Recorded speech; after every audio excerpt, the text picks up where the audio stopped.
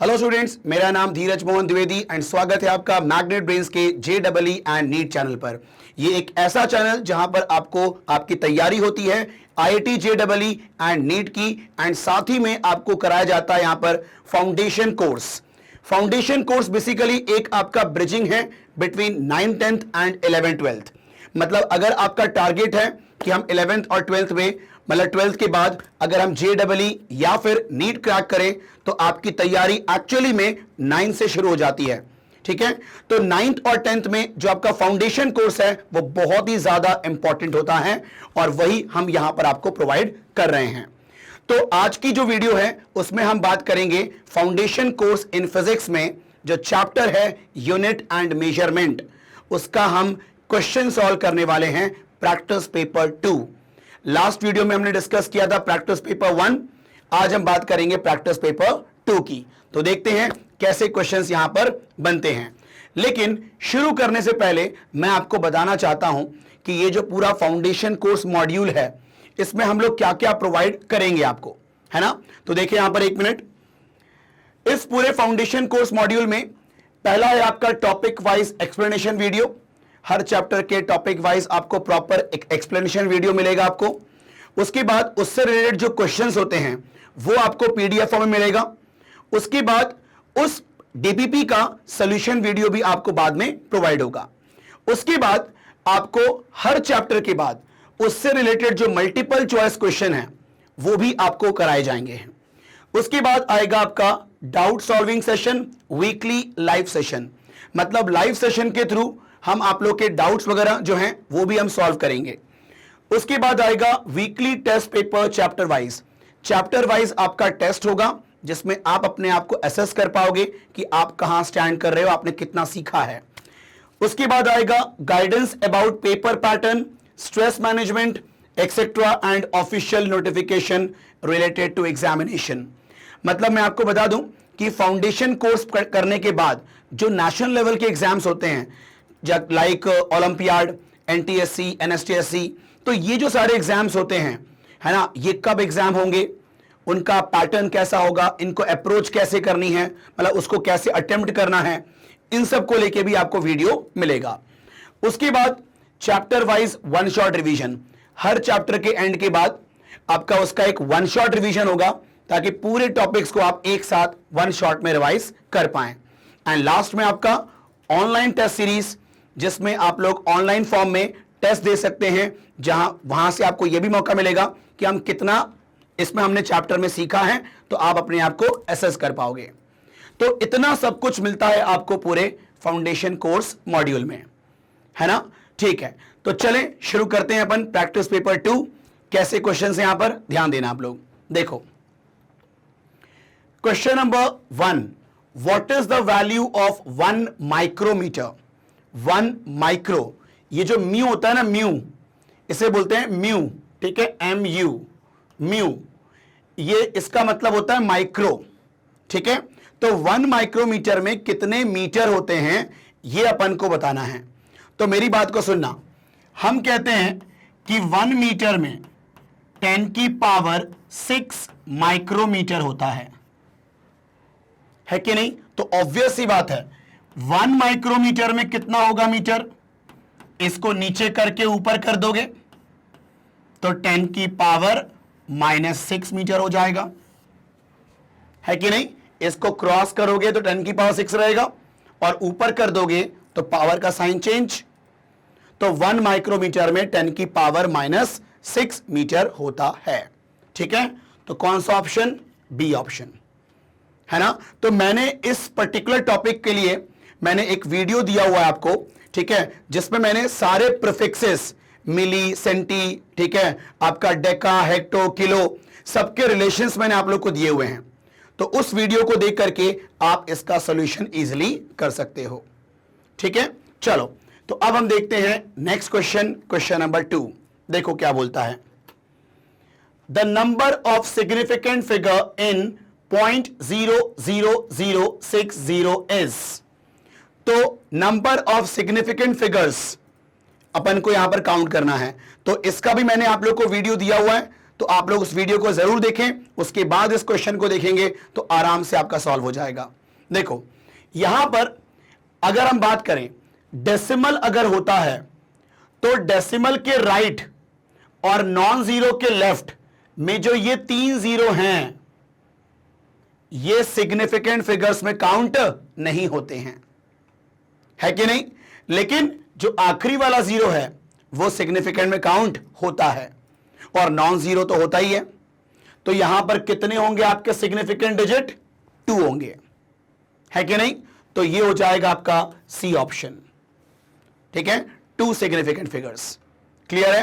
तो इसके लिए आपको रूल्स पता होना चाहिए, है ना? तो आराम से काम हो जाएगा, ठीक है। नाउ अब देखते हैं क्वेश्चन नंबर 3 क्या कहता है। देखो क्वेश्चन नंबर 3 में क्या बोल रहा है, the equation of distance travelled by a body s with time t is given as s equal to a into t plus b plus ct square. The dimension of b is given by. तो मेरी बात को सुनना ध्यान से, ये जो s है ये आपका डिस्टेंस को शो कर रहा है, ठीक है। s equal to a into T plus B plus C T square ठीक है। अब मेरी बात को सुनना, यहां पर मुझे b का डायमेंशन बताना है, तो मेरी बात को सुनना, अगर कोई 2 टर्म ऐड या सब्ट्रैक्ट होते हैं तो उनका डायमेंशन सेम होता है कि नहीं?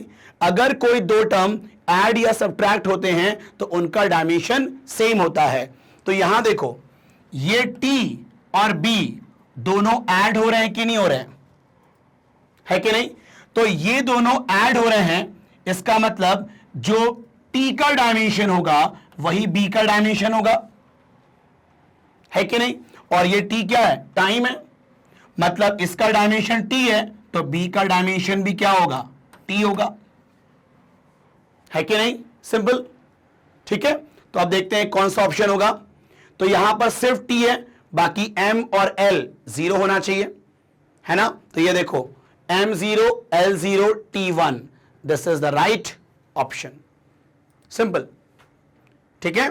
तो यहां पर आपको यह मालूम होना चाहिए कि कोई भी 2 टर्म ऐड या सब्ट्रैक्ट होते हैं तो उनका डायमेंशन सेम होता है।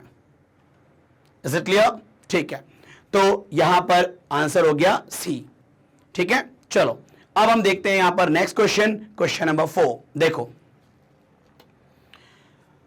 The SI unit is based on how many fundamental units. तो आप सभी को मालूम होगा कितने होते हैं फंडामेंटल यूनिट्स? 7 होते हैं ना, ठीक है। तो यहां पर देखो मास मतलब किलोग्राम, लेंथ मतलब मीटर, टाइम मतलब सेकेंड, फिर आपका करंट मतलब एम्पियर, टेम्परेचर मतलब केल्विन, अमाउंट ऑफ सब्सटेंस मतलब मोल, और आपका ल्यूमिनस इंटेंसिटी मतलब कैंडेला। तो टोटल कितने होते हैं? 7 फंडामेंटल यूनिट्स, ठीक। तो यहां पर सीधे इंफॉर्मेटरी बेस था ये, तो C is the right answer. Is it clear? ठीक है। नाउ अब देखते हैं क्वेश्चन नंबर 5 क्या बोलता है यहां पर। देखो 5 में क्या बोल रहे हैं, 1 metre cube equal to how much millilitre, millilitre, ठीक है। तो यहां पर आपको एक रिलेशन पता होना चाहिए, 1 मीटर क्यूब होता है 1000 लीटर के बराबर, है ना? मतलब 10 की पावर 3 लीटर के बराबर ना। 1 metre cube equal to this much litre. Is it clear?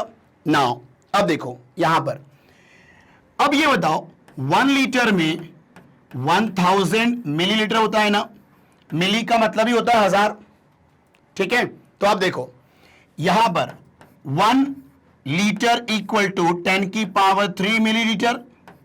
तो आप बताओ 1 लीटर में 10 की पावर 3 मिलीलीटर, तो 10 की पावर 3 लीटर में कितना मिलीलीटर? तो ये मल्टीप्लाई करेंगे ना हम लोग।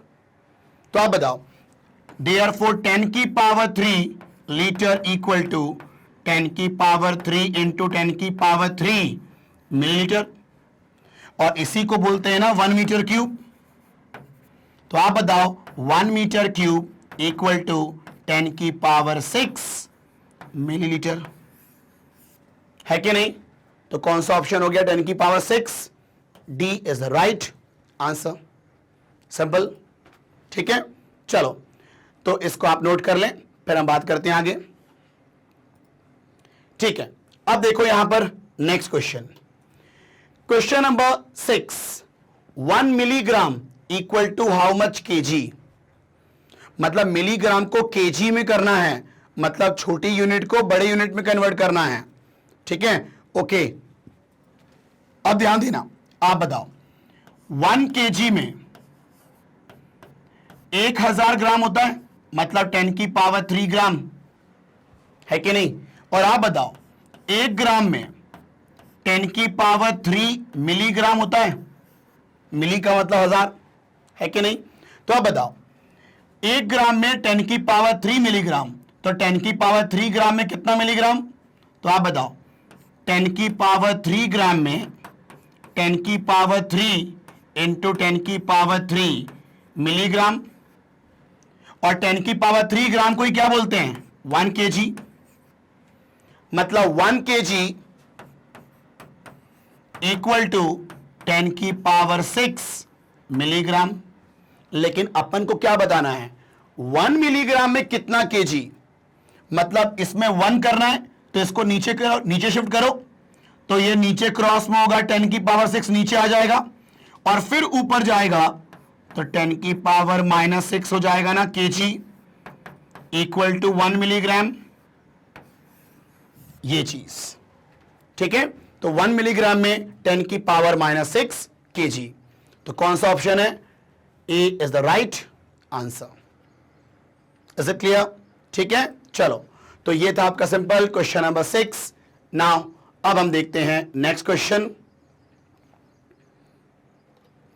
क्वेश्चन नंबर 7 में क्या कह रहा है, देखो, P plus a by V square into V minus B equal to constant in the given equation. P जो है वो प्रेशर है और V जो है वो वॉल्यूम है। What is the unit of A? तो A का यूनिट बताना है अपन को, ठीक है। अब देखो, जो ऑप्शन है ना उसमें सब में डाइन है, डाइन का मतलब फोर्स, है कि नहीं? ठीक है, और फिर सेंटीमीटर है, मतलब लेंथ। मतलब इसके डायमेंशन में, ए के डायमेंशन में फोर्स का डायमेंशन और लेंथ का डायमेंशन होना चाहिए सिर्फ, ठीक है। आओ देखते हैं, ये बताओ, अभी अभी मैंने बात की थी कि कोई भी दो टर्म अगर ऐड या सब्ट्रैक्ट होते हैं तो उनका डायमेंशन सेम होता है। तो यहां पर a बाई वी स्क्वायर का डायमेंशन प्रेशर के डायमेंशन के बराबर होगा, ठीक है। डायमेंशन ऑफ प्रेशर,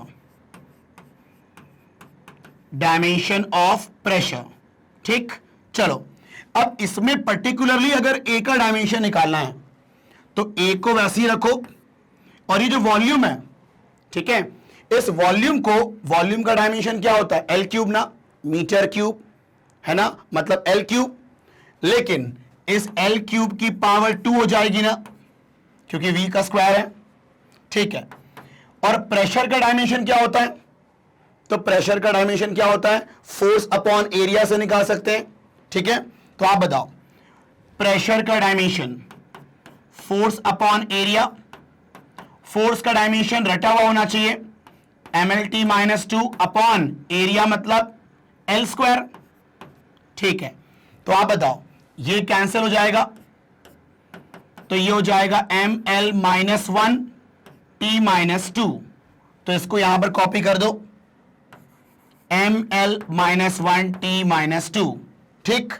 अब देखो यहां पर a का डायमेंशन, ये l की पावर 6 होगा ना, ये ऊपर मल्टीप्लाई हो गया, तो ml -1 t -2 इंटू एल की पावर व्हाट? 6, ठीक। अब मुझे यहां पर फोर्स लाना है, फोर्स, तो मुझे यहां पर कैसे भी करके फोर्स का डायमेंशन शो करना होगा। और फोर्स का डायमेंशन क्या होता है? mlt -2, mlt -2 होता है। तो ये देखो, जरा सोचना, अगर मैं ऐसे करूं, तुम पहले ये बताओ, l की पावर -1, l की पावर 6, तो l की पावर 5 होगा कि नहीं होगा? -1 + 6 5 t -2।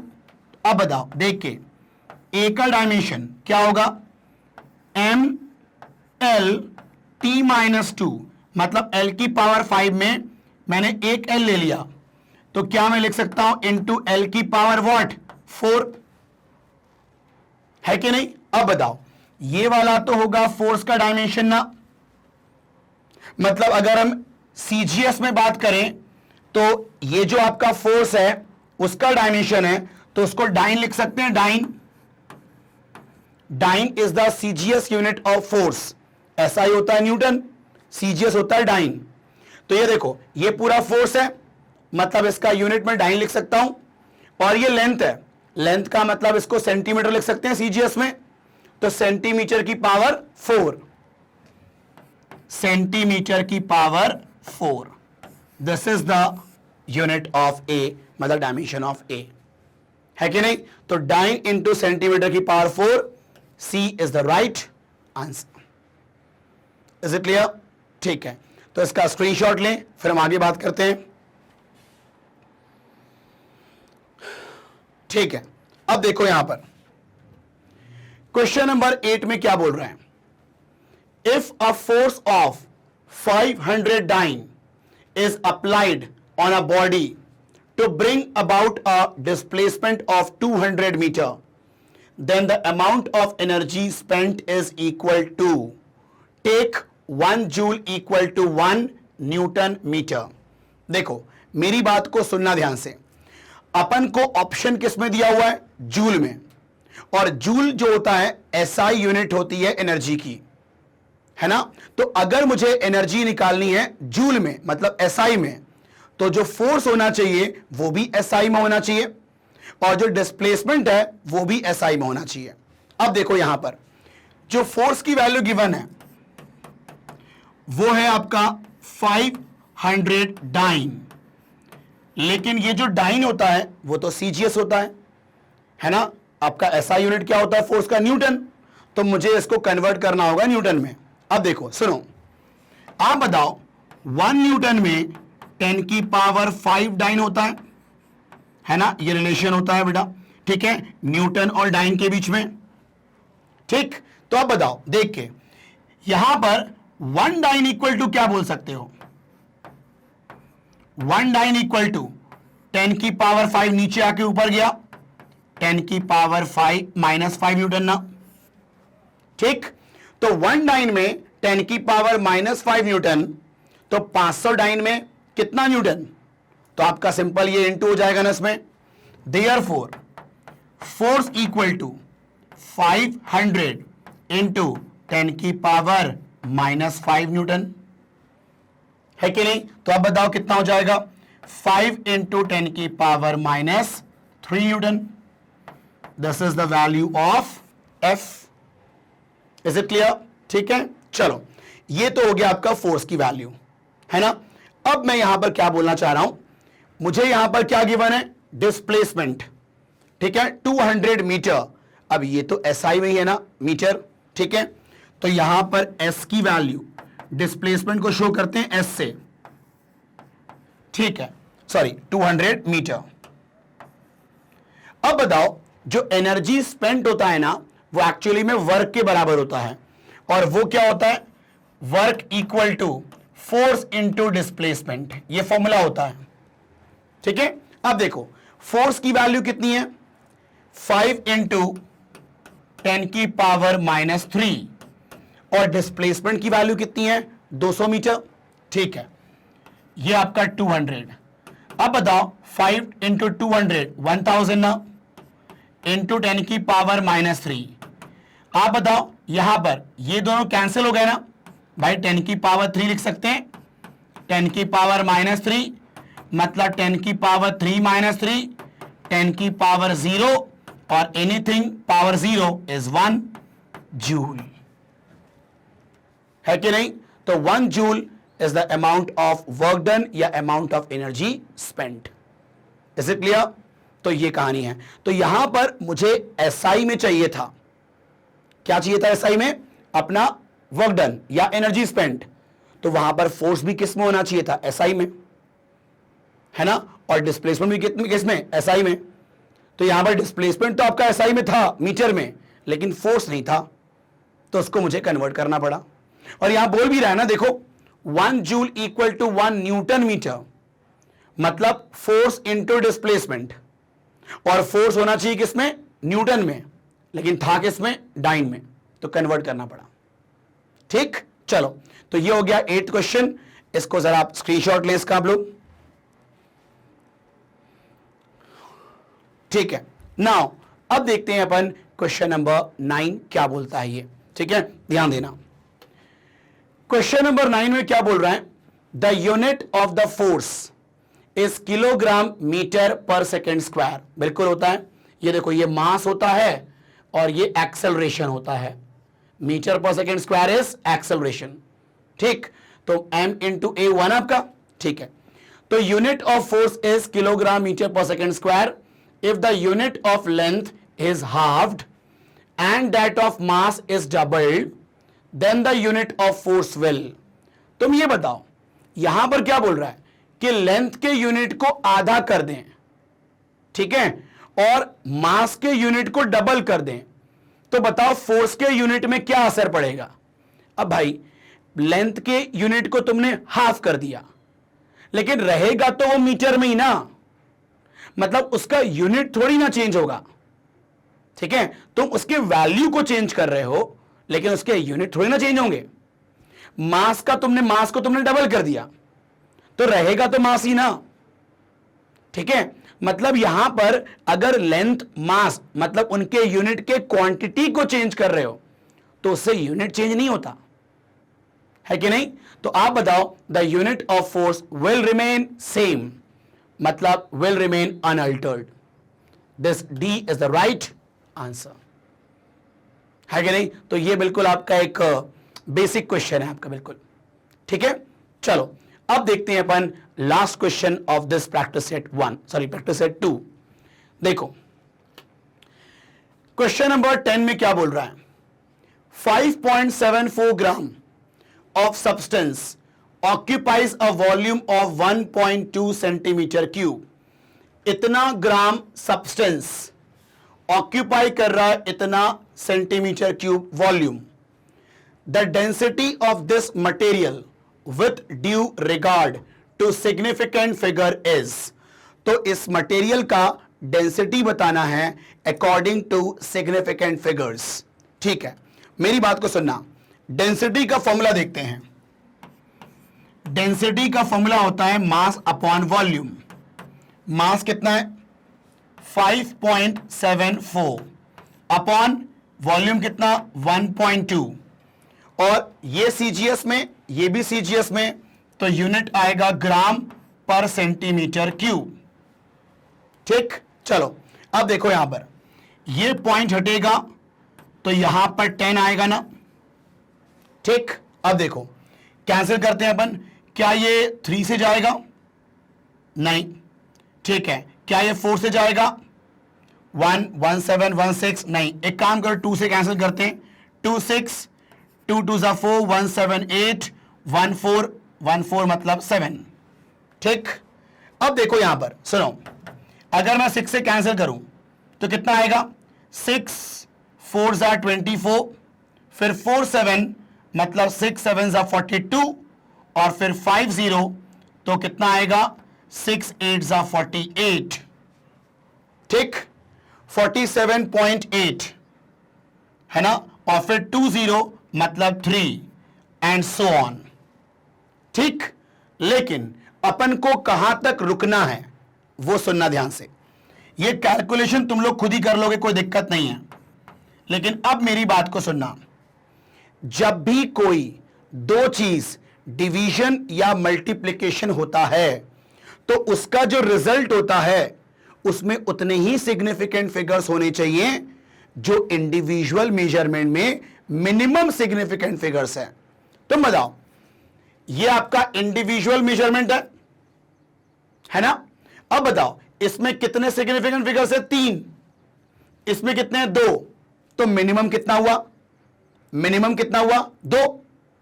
तो जो रिजल्ट होगा ना उसमें भी कितने होने चाहिए सिग्निफिकेंट फिगर्स, 2, है कि नहीं।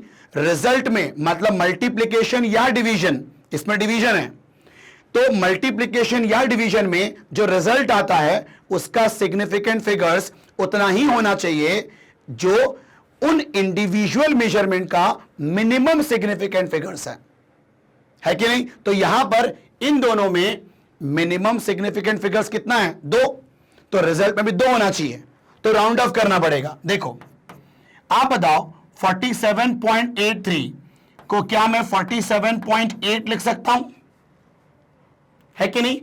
अभी मुझे एक और कम करना होगा, मुझे 2 लाने हैं सिग्निफिकेंट फिगर्स, यहां पर अभी 3 दिख रहे हैं, ठीक? अब देखो 47.8 को नियर अबाउट आप 48 लिख सकते हो, है कि नहीं? तो अब बताओ कितने हो गए आपके सिग्निफिकेंट फिगर्स? 2 हो गए ना? तो इतना ग्राम पर centimetre cube. Is it clear? ठीक है, तो यहां पर आंसर देखते हैं अपन, 48 ग्राम पर सेंटीमीटर क्यूब। कौन सा ऑप्शन है? अच्छा, अपना ये 10 मिसिंग हो गया यहां पर, ये देखो अपना अपॉन में 10 नहीं चल रहा है, यहां पर अपॉन 10 और ये अपॉन 10, तो आप बताओ कितना आएगा? 4.8 ग्राम पर सेंटीमीटर क्यूब। हमने क्या किया था? सिर्फ इसको डिवाइड किया था, ये 10 मिसिंग था तो ये 10 को और इंक्लूड किया, ठीक है? तो अब आंसर कौन सा मैच कर रहा है? 4.8, मतलब कौन सा ऑप्शन? डी ऑप्शन, ठीक है? तो यहां पर बस ये ध्यान रखना कि आपका जो रिजल्ट है उसमें सिग्निफिकेंट फिगर्स उतने ही होने चाहिए जो इंडिविजुअल मेजरमेंट के मिनिमम सिग्निफिकेंट फिगर्स हैं। Is it clear? ठीक है, तो ये है आपका क्वेश्चन नंबर 10, इसका जरा स्क्रीनशॉट लें। ओके, तो बस यहां पर अपना ये प्रैक्टिस पेपर 2 आपका ओवर होता है ना? तो बस ऐसे ही वीडियो को देखने के लिए आपको क्या करना है? सिंपल magnetbrains.com पे जाना है, मतलब मैग्नेट ब्रेन्स का जो JEE एंड नीट चैनल है वहां पर आपको जाना है। वहां पर बहुत सारे कोर्सेज आपको दिखेंगे for JEE, for NEET, for foundation course, ठीक है? तो जो भी आप कोर्स आपको देखना है उसमें आपको सिंपल क्लिक करना है। जैसे यहां पर आप देखें तो crash course JEE physics, JEE chemistry, JEE maths, फिर आपका आ जाएगा यहां पर foundation course for physics, chemistry, maths, है ना? बहुत सारे आपको यहां पर कोर्सेज मिलेंगे। तो फॉर एग्जांपल आपने क्लिक किया फाउंडेशन कोर्स फिजिक्स को, जैसे क्लिक करेंगे आपको उनके चैप्टर की लिस्ट मिल जाएगी और जो भी उनमें से पढ़ना है आपको उसको क्लिक करें और ऐसा वीडियो देखने को मिल जाएगा। सो सिंपल, ठीक है? एंड अंत में बस मैं यही कहूंगा कि अगर आपको ये वीडियो पसंद आया हो तो आप इसको लाइक करें, एंड अगर आप चैनल में नए हो तो आप इसको सब्सक्राइब जरूर करें ताकि कोई भी अपकमिंग वीडियो हो वो आपसे मिस ना हो, और अपने दोस्तों के साथ इसको शेयर जरूर करें ताकि उनको भी इसका बेनिफिट मिल पाए। Thank you.